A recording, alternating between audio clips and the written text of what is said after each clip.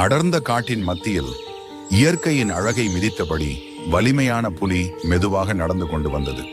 ஆனால் இந்த பயணத்தில் அவனுக்கு தெரியாது, விரைவில் அவன் வாழ்வை மாற்றப் போகும் ஒரு அற்புத சந்திப்பு காத்திருக்கிறது.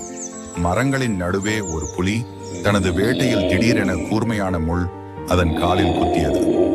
வலியால் தரையில் விழுந்து அலறிய புலியின் கர்ச்சனை காடு முழுவதும் அதிர வைத்தது.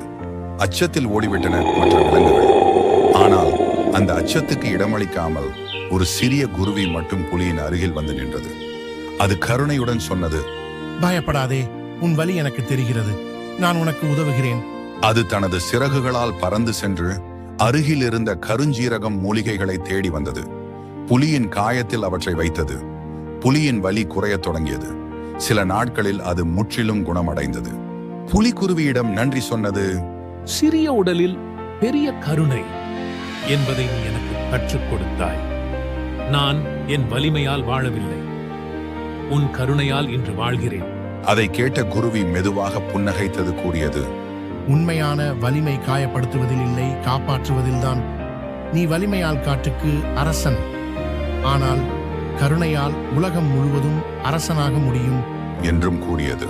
உடல் வலிமை எனக்கு இருந்தாலும் உண்மையான அரசன் ஆவதற்கு கருணையும் நட்பும் தான் காரணம்.